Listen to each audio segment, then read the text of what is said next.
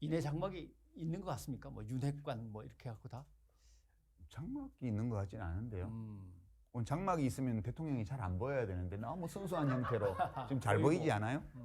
네. 장막이 없어요. 그냥 대통령이 그냥 알몸으로 노출돼 있는 느낌이에요. 그건 사실은 둘러싸고 있어야 되는 비서진들 자체가 별로 능력이 없는 거군요. 네, 그 장막이 될 능력이 없는 것 같아요. 장막이 돼서 휘둘리든지 아니면 장막이 돼서 감싸든가. 감싸주든지 네. 해야 되는데. 지금 대통령이 너무 노출돼 있지 않아요? 예. 일거수일투족이. 그렇죠. 안타까워요.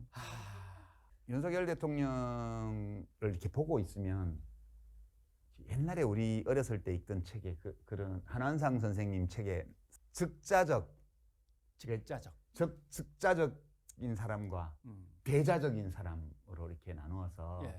그 지식인에 관한 책이 있었어요. 한환상 선생님 책에. 제가 그때 본 기억나는데 즉자적이라는 거는 자기의 감정, 자기의 생각 그냥 하는 거를 즉자적이라는 거예요. 내보내고. 그래서 대자적이라는 것은 자기를 대상화시키는 거예요. 내가 지금 이걸 하고 싶은데, 내가 이걸 하려고 하는데 이게 해도 되나? 맞는 건가? 내가 지금 감정 상태가 평정한 건가를 스스로 점검해 보는 거예요. 이게 메타인지라고 그러는데요. 메타인지. 예. 나를 대상으로 인식할 수 있는 인지 능력을 메타인지라고 그러거든요. 예. 그러니까 현명한 사람일수록 이 메타인지를 잘합니다. 그렇죠. 그래서 좀 오원영 박사가 그거 되게 중요하다고 얘기를 하잖아요. 예. 그래서 그거를 할 수 있을 때 대자적이 되거든요. 그래서 그런 식의 태도를 가진 사람이 자기 자신의 작은 물질적 이익과 배치되는 더 훌륭한 일들을 할 수 있다고 얘기를 해요. 그러니까 되게 지식인이 감옥에 갈 각오를 하고 어떤 진실을 얘기한다든가 이럴 때 내가 이거 얘기하면 감옥에 갈 거 뻔한데 얘기하잖아요. 자기 자신에 대한 메타인지가 굉장히 발달한 사람인 거죠. 네. 근데 이 윤석열 대통령은 메타인지가 잘 안 돼요. 그러니까 굉장히 즉자적이에요. 칸트 선생님의 표현에 따르면 욕망에 끌린다고 그럴까요? 네. 독일어로 나이궁이라고 그러네. 나이궁.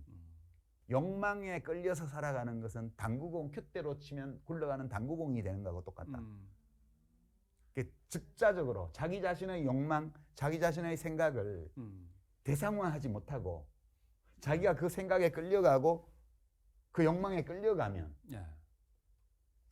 그러면 안 된다고 칸트 선생님이 순수 이성 비판에서 누누이 말씀해 놓으셨는데요. 그런데 이제 국가 운영을 그렇게 하면 안 되기 때문에 그래서 제가 동력이 있으면 안 된다 이렇게 생각합니다. 최근에 데어분트라는 신문의 그 한국 관련 기사 제목이 번역을 하면 자신의 나라를 이해하지 못하는 한국의 대통령 이런 제목이에요. 국민은 대통령을 이해 못하겠는데 대통령은 자기 나라를 이해 못하고. 국민은 대통령을 이해하죠. 저는 충분히 이해합니다. 아, 예. 파악하는 거죠? 예, 파악하는. 거. 아니 파악할 만한 이해도 해요. 심지어는. 이해도. 예. 알겠어요. 심지어는 이해도 합니다. 왜 자기 술친구를 대법원 판사로 지명을 하냐 이런 거 금방 이해돼요. 왜 친하니까. 친하니까.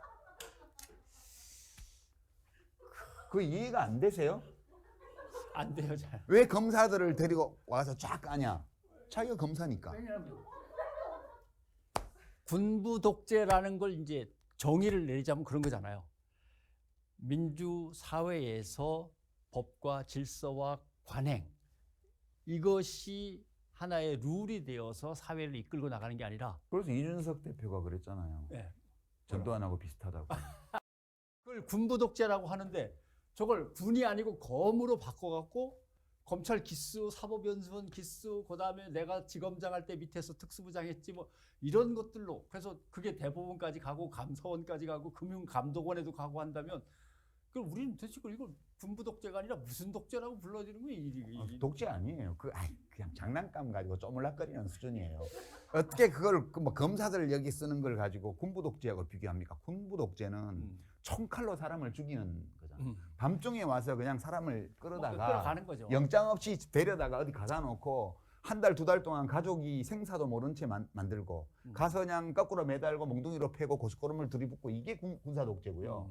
지금 뭐 윤석열 대통령이 뭐 법무부 장관도 뭐 자기 측근시키고 뭐 이렇게 해서 쪼물딱쪼물딱 하는 거 있잖아요. 네. 장난이에요. 알겠어요. 너무 심각하게 보지 마세요. 그래도 그 말씀을 드리니 왠지 위로는 좀 되는. 그 사람들이 검사들 다 데려다 놔도 할 수 있는 게 별로 없어요. 없어요. 왜냐하면 지금 영장 없이 사람을 잡아올 수가 없어요. 검사는. 물론 법원에 자판기처럼 영장을 내주는 판사가 없는 건 아니지만 그래도 판사들도 최소한의 자기 판단이 있습니다.